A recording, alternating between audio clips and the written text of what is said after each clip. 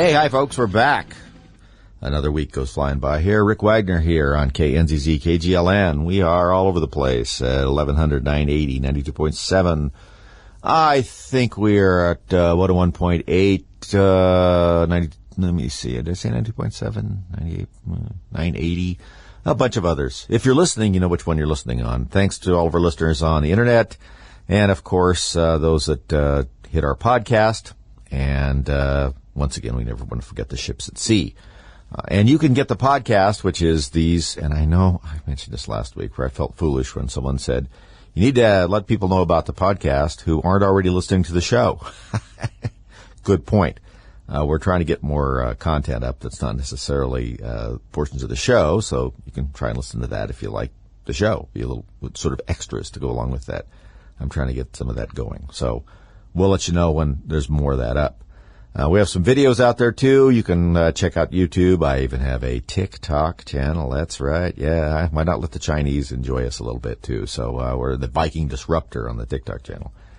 We'll see how long I stay up on that.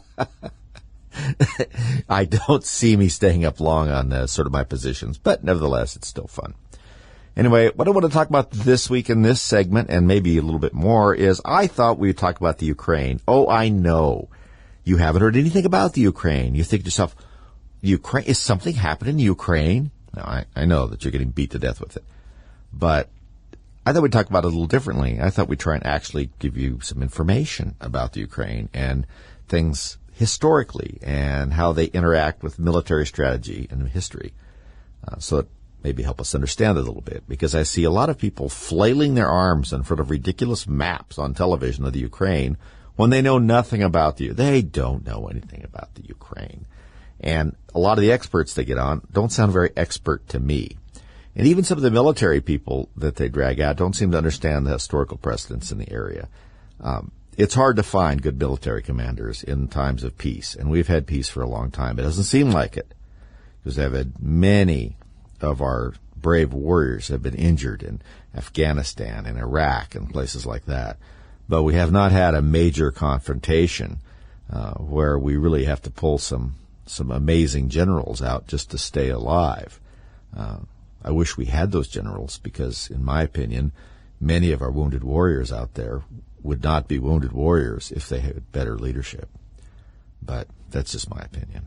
It's not that all the leaders are bad. It's just that we just don't have any that are all that sharp, from what I can tell. I mean, look who we have now. We have White Rage, Miley, whatever his name is. We have Lloyd Austin in his welder's helmet and everything else to keep from getting COVID, who's busy out there trying to root out extremism in the military, when what we want is warriors who are turned loose and made lethal. That's what you want in the military. But let's talk about the Ukraine a little bit. See if we can get a little historical perspective on it. We've mentioned it on the show before. The Ukraine has been a battleground in really Eurasia, if you want to call that. I always like Eurasia as a term, Europe and Asia there, for, not very long, in a couple of thousand years. Longer probably than that. And what's happening there is really no different than's been happening there for the entire time. And part of that is because of the geography of the area. I mentioned before, the Ukraine is not an area that has a lot of defensible positions. The Ukraine is very similar in many ways to Kansas and Nebraska. It is wonderfully rich and fertile area to grow food in. Much the same reason that we have there. As I think I've said before, that people think that some of the glacier movement that made such rich soils in Kansas and Nebraska, and also did the same thing in the Ukraine and those areas. However, it also makes them not exactly areas that have a lot of huge mountain ranges or anything like that. The Ukraine, the upper part of the Ukraine, the Caucasus Mountains, where we get the word Caucasian from, are high mountains, difficult passes, things like that. But the area of the Ukraine, as you move sort of southwest through most of the country, it becomes much flatter and grassy. The sea of grass, as I like to say. And it was inhabited mainly by nomadic people for thousands of years. Very fierce people. The Gete tribes, some Scythians were in there. Eventually, the Ostrogoths showed up. The Hun got pushed in there because they got ran out of their area further into the steppes of Russia by the Han Chinese. This is a story of history. One group displaces another, which pushes it down, and they try and displace the next one. It's a little like dominoes. You get to the Ukraine and part of Poland. The line between Poland and the Ukraine is kind of an artificial boundary. It's not like there's some big mountain range, river, or something like that. The Ukraine has rivers, but they're not particularly large. They're not like the Danube or even the Rhine or something like that. And so they don't present nearly as defensible position as those rivers do. And so people have been fighting back and forth across that place for a very long time. And they've also been getting food out of it.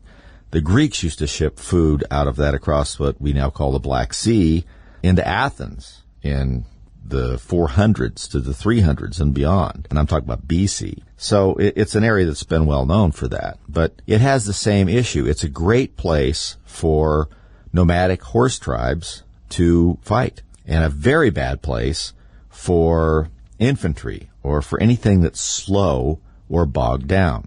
Now, what we saw with Putin's advance in there, which, as I've mentioned before, is very similar to the 1939 advance that the Germans did into Poland with their armored columns, slicing down in 3 separate ways to try and surround the important parts in Poland. And they were successful in doing that. Putin wasn't. He let his armor get slowed down. Here's the thing that happens when you let your armor get slowed down. It gets blown up. It's no different than your cavalry. Remember, armor is essentially cavalry, heavy cavalry. Just like when heavy cavalrymen, who are very hard to stop, smashing into your warriors, crushing on the flanks, when they get stopped, they get shot down out of their saddles. When tanks get stopped, they get blown up. It's the same thing. The minute he got bogged down, and he did not have enough skirmishers, enough screening skirmishers in front of him to stop people out there who were using shoulder-mounted weapons, things like that, that either blew tanks up or slowed them down significantly. He didn't cover air power enough in front of him. That's something that's changed, but it's still the same tactics. You have to clear the area in front of your cavalry so they can move fast. You put infantry skirmishers out so that you have good scouting, you know what's going on, and you move. The minute you stop moving, you start dying. That's what happened there. The problem with all of this is that the Russians get bogged down there, but remember, it's not their country. And it's also not the kind of fighting it was in the past. We remember when we first started this, there were pinheads on various cable news channels as well. The Ukrainians need to get ready for guerrilla warfare. And as I've said before, I'm not sure how you conduct guerrilla warfare when you don't have significant mountains to run up into. You don't have big forests. I mean, Robin Hood would not have good luck there. There's no Sherwoods. And so that's difficult. And they no longer nomadic people there. I mean, they have cities and things just like everybody else. So they are static, so that makes them easier targets. The Russians, unfortunately, haven't been able to move now. They got bogged down with their tanks. They had planned on having an armor assault, not marching infantry across there. They're just not prepared to do that. And frankly, the Russian army historically has not fought well the minute it gets out of Russia. They defend Mother Russia very well, but as an expeditionary force, they have not had a good track record. Just don't.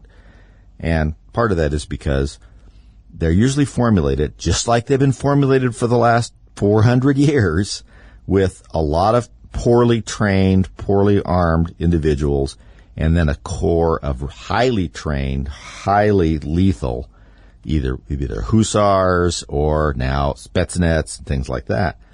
But the average Russian soldier is tough, but we have a lot of conscripts and things like this. It's the kind of the Russian way of war.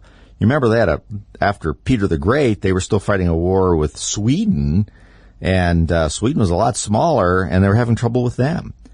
They fight well in Russia. They have a hard time as an expeditionary force. But if they get bogged down and they feel like they're getting pushed back in places because they got stuck, there's some solutions that are not too attractive that they could employ. Talk about that in the next segment.